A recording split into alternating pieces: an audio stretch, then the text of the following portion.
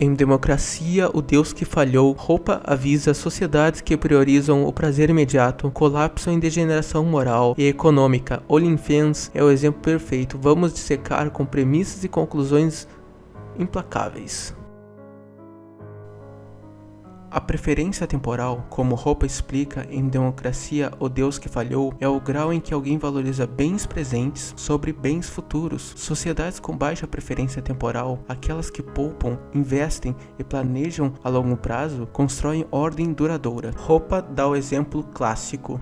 Tendência à queda da taxa de preferência temporal, a qual é acompanhada por um processo de civilização. O poupador troca bens presentes de consumo por bens futuros de capital, com a expectativa de que estes ajudarão a produzir uma oferta maior de bens presentes no futuro. Se ele tivesse uma expectativa contrária, ele não teria poupado. Se essa expectativa se revelar correta e se todo o resto continuar a ser o mesmo, cairá a utilidade marginal dos bens presentes em relação à utilidade marginal dos bens futuros. A sua taxa de preferência temporal será menor, ele poupará e investirá mais do que no passado, e a sua renda futura será ainda maior, levando a mais uma redução em sua taxa de preferência temporal. Passo a passo, a taxa de preferência temporal aproxima-se do zero, sem, contudo, jamais alcançá-lo. Em uma economia monetária, como resultado da sua entrega de dinheiro presente, o poupador espera receber mais tarde um rendimento maior em termos reais. Com uma renda mais elevada, a utilidade marginal do dinheiro presente cai em relação à do dinheiro futuro, a proporção de poupança sobe e o futuro rendimento monetário será ainda maior.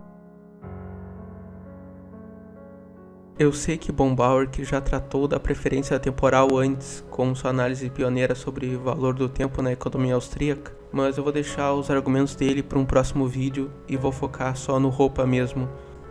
Então, voltando ao Hoppe, na página 31, Hoppe explica que a ação humana é temporal por natureza e a baixa preferência temporal é o alicerce da civilização, uma tendência à queda gradual onde o presente se sacrifica pelo futuro eterno. O que restringe a quantidade de poupança e de investimento é a preferência temporal. Lendo este trecho, poderemos entender melhor. Todo agente requer uma certa quantidade de tempo para alcançar o seu objetivo e, visto que o homem deve sempre consumir algo e não pode interromper totalmente o seu consumo enquanto estiver vivo, o tempo é sempre escasso. Então, ceteris paribus, que é todas as outras coisas sendo iguais, os bens presentes ou disponíveis mais cedo são e devem ser invariavelmente mais valorizados do que os bens futuros ou disponíveis mais tarde. Com efeito, se o homem não fosse limitado pela preferência temporal, se a única restrição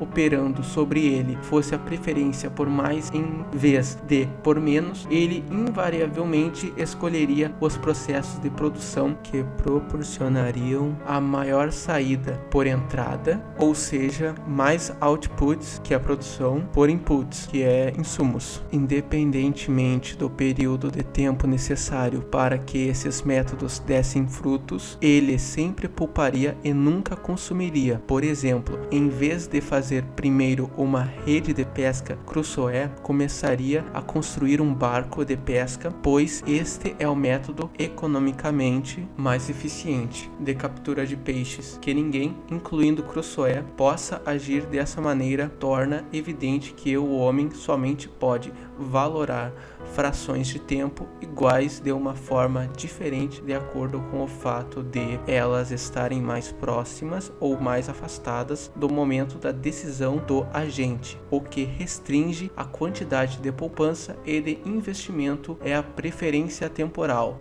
Imagine isso como um rio que se alonga. Quanto menor a preferência temporal, mais cedo o processo de formação de capital, mais rápida a extensão da estrutura produtiva, levando a bens mais refinados e a uma ordem duradoura. Mas esse fluxo não é isolado, ele se interliga ao covenant, que é o mecanismo que canaliza a ordem privada.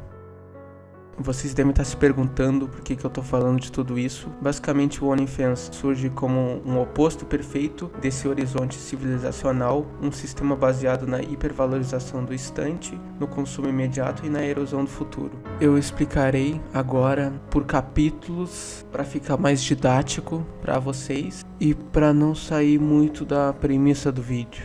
Então a primeira parte pode ser resumida como a consequência direta, como a baixa preferência temporal, que é a poupança, investimento, família, capital e civilização, e a alta preferência temporal como consumo imediato, descapitalização e instabilidade social.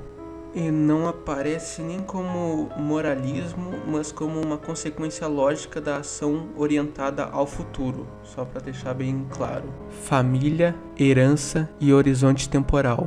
Roupa trata da família principalmente nos capítulos sobre ordem natural, herança, propriedade privada e intergeracional. Capítulos centrais sobre família e herança, normalmente capítulos 4 e 6. A família é o mecanismo natural de redução da preferência temporal, pois conecta passado, presente e futuro, cria responsabilidade intergeracional, ancora o indivíduo fora do hedonismo imediato. Isso prepara o terreno para o conceito de conveniente. E o conveniente não aparece como um conceito isolado no início do livro, ele surge na crítica à democracia, na defesa da ordem privada e na explicação da exclusão como mecanismo civilizacional. Se vocês quiserem, eu posso trazer no futuro algum vídeo explicando melhor o que seria os convenientes e comunidades privadas. Agora, nos capítulos 9 e 10, aqui sim, Roupa afirma que comunidades privadas devem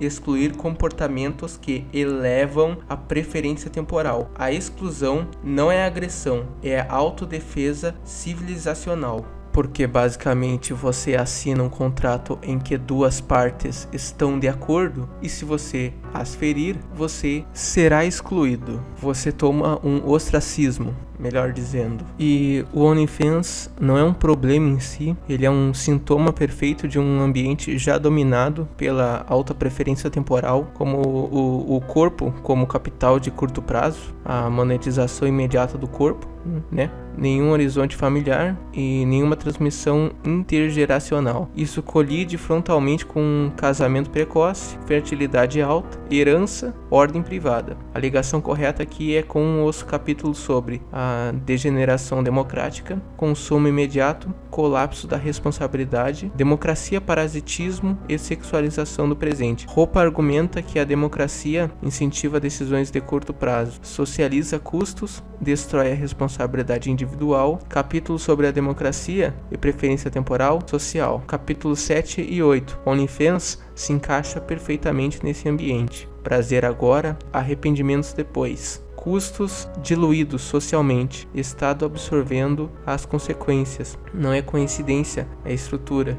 A conclusão de tudo isso é que o OnlyFans ele não inaugura nada, ele apenas revela o estágio em que já chegamos. Um mundo onde o corpo é mais valioso agora do que a vida que poderia surgir depois, onde o instante vence a herança, onde a escolha substitui o compromisso. O conveniente não surge como a solução milagrosa, ele surge como o resto, o que sobra quando indivíduos ainda se recusam a viver como se o amanhã não importasse. Não há imposição, há separação. Não há cruzada, a exclusão silenciosa do que corrói. Roupa não promete redenção coletiva, ele descreve uma bifurcação inevitável. De um lado, o fluxo curto, intenso, brilhante e vazio. Do outro, o caminho lento, repetitivo, discreto e fértil. Nenhum deles precisa convencer o outro. O tempo decide.